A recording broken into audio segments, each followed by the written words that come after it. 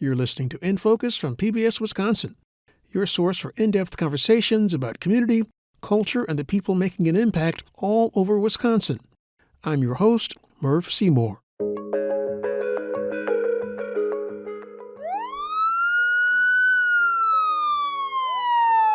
We hear gunshots every night. The city of Milwaukee battles a challenge facing many big cities. We have to take ownership of our communities. City officials there are trying to get a handle on gun violence. There's families going through this every day. Reckless gun violence is torturing communities. Today, one of our officers was shot. People think these bullets just go outer space. No, they do not. They go up and come down with enough force to kill somebody. The story I'm about to tell you of how gun violence impacts one Milwaukee mom will tug at your heart. It's very triggering. I'm Murph Seymour, the host of In Focus. The mission is to educate as many people as possible. In this special podcast edition of In Focus, we take a closer look at gun violence in Milwaukee through the eyes of the city of Milwaukee, owners of a gun store, and a single mom. They're all working together to lower gun violence. Using a firearm to bring violence into our community. Absolutely unacceptable.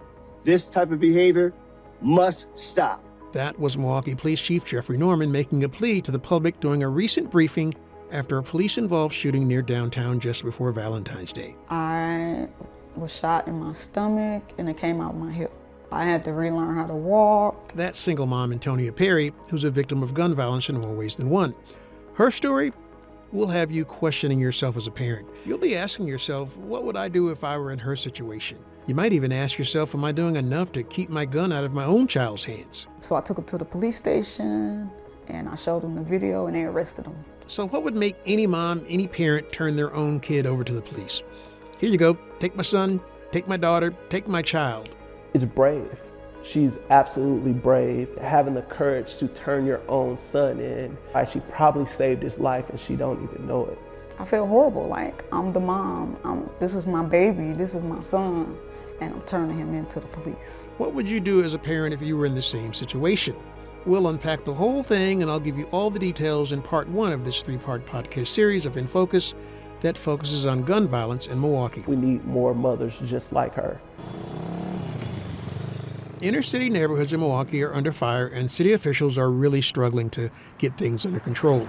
Problems with guns go way back in Milwaukee. I used to actually work there as a young reporter in the mid-90s during the Bush administration, the first President Bush, Herbert Walker. That's how long I've been around.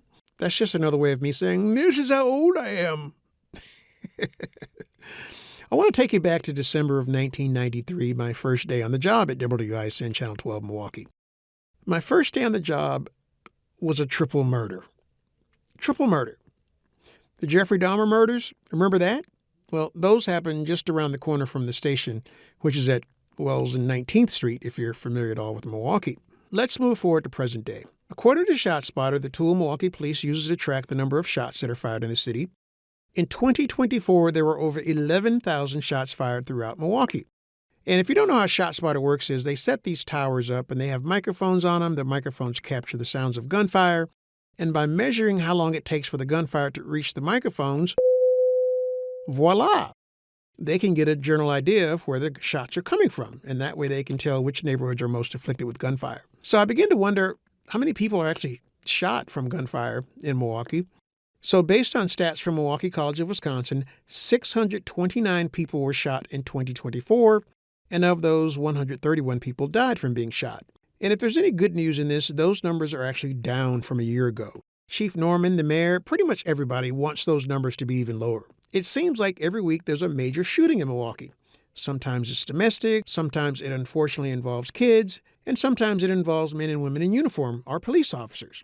Now, back in February of 2025, there was a police-involved shooting in blizzard-like conditions on 27th Street, not too far from downtown Milwaukee, and not too far from my old station, WISN. In fact, it's only less than 10 blocks. I think it's like 8 blocks from WISN. The call comes in pretty much at high noon, 11:57, something like that. A report of a man walking down a sidewalk firing a large rifle indiscriminately. The man ends up shooting and injuring one of the police officers. A different officer ends up fatally shooting the man. Now, keep in mind, this is all happening in broad daylight.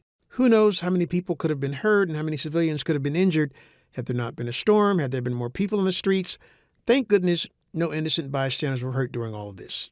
Chief Norman and the mayor show up shortly after the shooting to meet with reporters and to talk directly to the public through the media. I remember sitting there watching this press conference in this snowstorm and blizzard-like conditions, and in the press conference, Chief Norman said that his officers did everything they could to avoid firing shots in this dangerous situation. The officers encountered the armed suspect and gave him orders to drop the gun. The suspect refused, fired shots at the officer. Needless to say, it was a tough day for police and an even tougher day for the family of the man who lost his life. Later in the day, the victim's father actually apologized to police for his son's violent actions. It's the kind of emotional pain that happens too often in Milwaukee. One day after that police-involved shooting, I go to Northeast Milwaukee to meet Antonia Perry at her duplex home. So when I get there, she and her neighbors are still digging out from that big snowstorm that had come through. I sat and watched all of them shoveling the snow from their sidewalks. Antonia invites me in to hear the story of her painful relationship with guns and gun violence. After stepping through her screen door, I could tell immediately, Antonia's a proud single mom. Family is very dear to my heart. I come from a very close-knitted family. We get together for all holidays. She has 3 kids. Her daughter, the oldest, is grown and out of the house, living on her own. Antonia's 2 boys still live at home with her. One of the first things you see when you step across her dark brown wooden living room floor are framed pictures of she and the kids from over the years. The pictures are spread out on top of a 4-foot-tall white bookshelf that stretches halfway down the left side of her living room wall. The room itself is pretty bare, hardly anything in it other than a small table and chairs that's nestled against her staircase against the opposite wall from that bookshelf. From there, Antonia tells me about her neighborhood because I asked her, what's it like living here? Her neighborhood looks clean and safe to me during the day, but at night, Antonia says it's a different story, especially right at her front door at the corner. They're always shooting right here, at this intersection right here, because they just be flying through, and they added a stop sign, and it was like a roundabout, which has been removed at this point because it's so much road rage right there. And that's where a lot of the shooting come from too. When I was putting this story together, I had one guy in Milwaukee that I was chatting with off camera. I asked him, how often do you hear gunshots around here? He said, get this, hearing gunshots in some parts of town, not everywhere, but in some parts of town, he says hearing gunshots is as common as hearing a doorbell ring. Can you imagine living around that level of gunshot activity? That level of daily trauma? Antonia tells me after a while, you hear so much gunfire that you start to be able to discern where the shots are actually coming from. And sometimes they are too close to home. They're over there on 39th. Up, that sound like Sherman. They might be in the alley across the street, like we can hear like where it's coming from.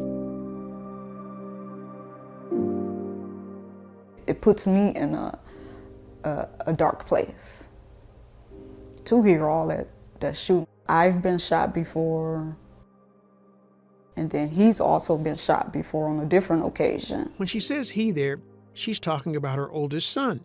He's 15 years old now. I was caught off guard when Antonia tells me they had both been shot before. I was shot in my stomach and it came out my hip. So I had to relearn how to walk. Just from hearing the shots, I've thought I've been shot again. So I decided to take a stroll around Antonia's neighborhood by car to get a better sense of what kind of neighborhood she lives in. I'm driving around for a couple of minutes, and just a few blocks away on 41st Street, my eyes are drawn to the left side of the road headed north. I was drawn to this makeshift memorial built on and around a tree right near the sidewalk. On its trunk, a photo of a man. There were several handwritten notes. Someone had pinned some roses to its bark. And right at the base of the tree sat a half dozen or so liquor bottles, some candles, a small stuffed animal. I was like, I wonder what happened here. I was never able to figure out what had happened in front of that house on 41st Street. Whatever it was, I could tell it was something tragic. I could tell it was something that had this community continuing to grieve. I just remember thinking, wow, this memorial is part of their way of coping with the loss of people who were once present in this community, living in this community. So the safest thing was to... In talking with Antonia Perry, I learned a lot about her mindset. I will talk because I'm not the only one going through this. And now we're here. She wants to protect her community while at the same time protect her family, and she's willing to make some sacrifices to do it. She's willing to talk about her own struggles and what she's going through, which is not just the assault on her neighborhood with gunfire. For her, Antonia Perry, there's a lot more at stake. I know other single mothers that are struggling with their black sons too.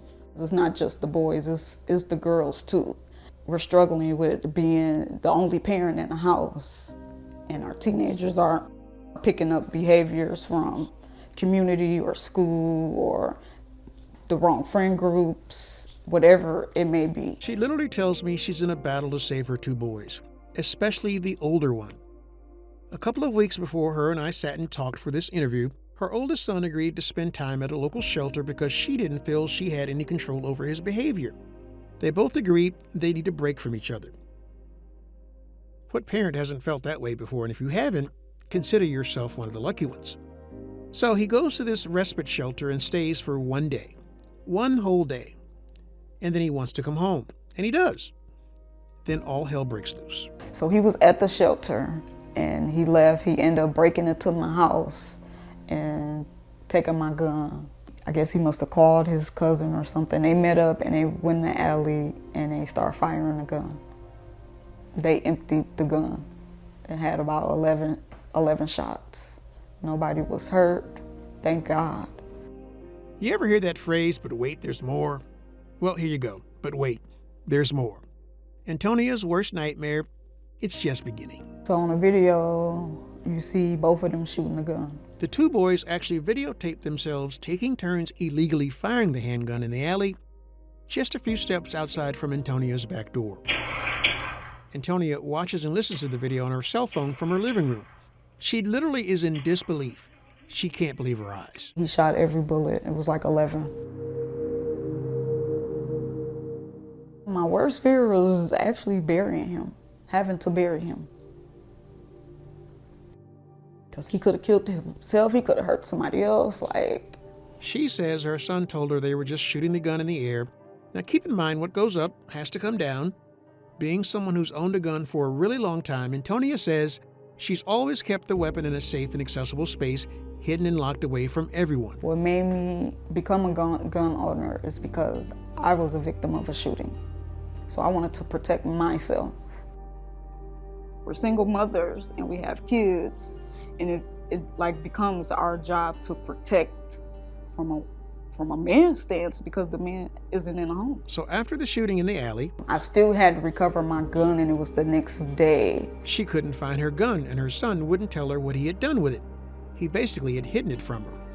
And just like that, this deadly weapon she had bought to protect herself and her family had potentially become a threat to her son and the community, if it ever lands in the wrong hands. So now it's time for her son to return to classes at Townsend Middle School. She says he goes to school like he normally would.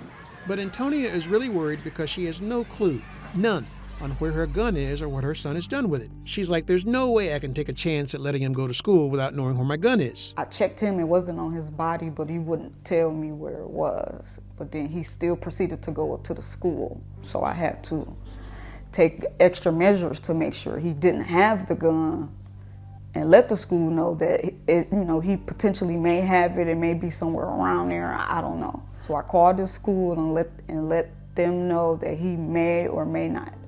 I can't find my gun and he may have it. So they called a code yellow and searched the premises. They said it wasn't on the premises. What Antonia does next is literally heartbreaking.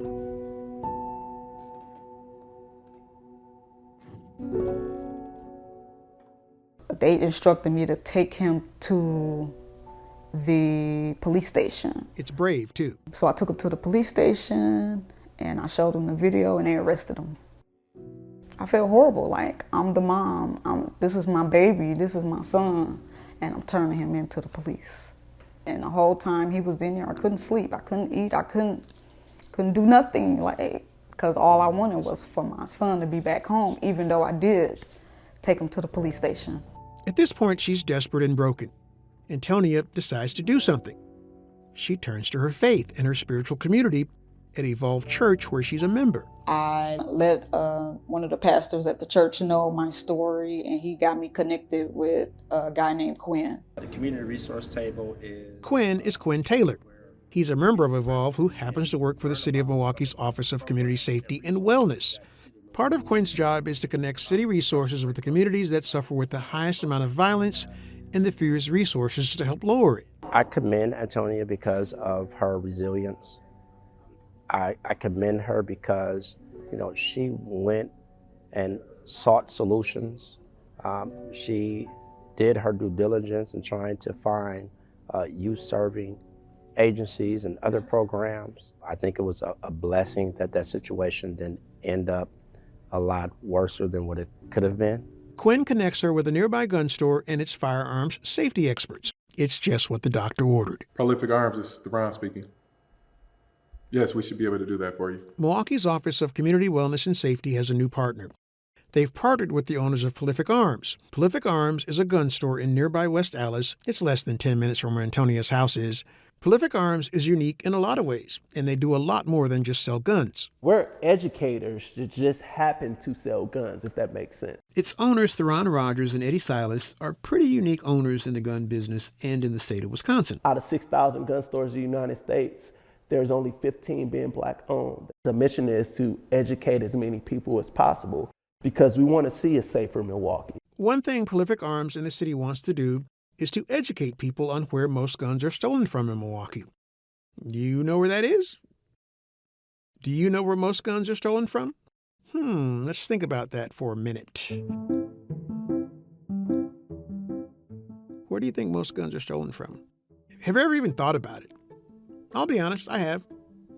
Maybe just now, but yeah, I thought about it. What do you think? Your home, your closet, your basement?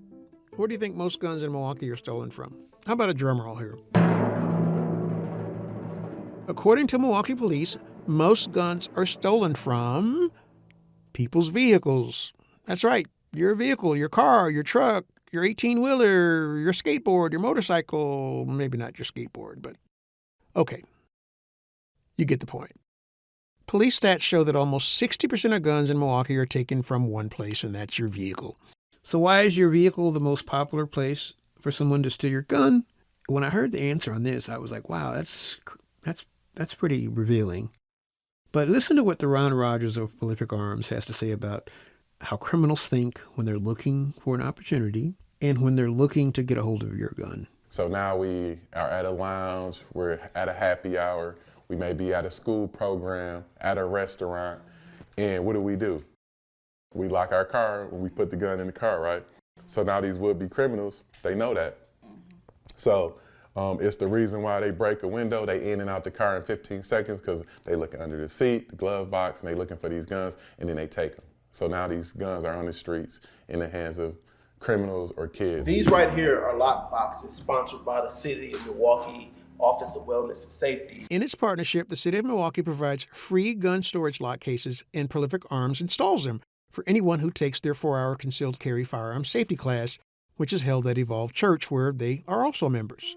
The fact that they have a heart and an agenda to educate, to provide preventive solutions, is one of the things that's really different from other gun stores. Not a lot of times do you get trainers that look like you and talk like you. Being able to be educated from people that look like you is very important. You don't have to leave the community to get the education that's needed. We're going to start to go through the Home and Family Safety Plan survey. Prolific Arms makes house calls, home safety house calls, free of charge. And it sounds like you did have a safe and have it locked away. On the next episode of this special In Focus podcast on gun violence in Milwaukee, what do you think you could have done better to help prevent the situation that happened with your son? Prolific Arms visits Antonia Perry. What is the first step in safely unloading a pistol? And she and her boys attend gun safety class together. I'll sit in with them, and eventually the single mom heads to the firing range to do something she's never ever done before. All right, I see you shaking. Put it down. I'm talking about fire her gun. Good job, just stand. All right, good job. I like the stance. That's a great job. Set. And I'm there when she does it. That's all coming up on the next episode of this special In Focus podcast on gun violence in Milwaukee. Thanks for listening to In Focus. If you like listening to the show, please give us a like on Apple Podcasts or your podcast app of choice. It helps people find the show. For more news and civic affairs coverage from PBS Wisconsin, visit us at pbswisconsin.org/news.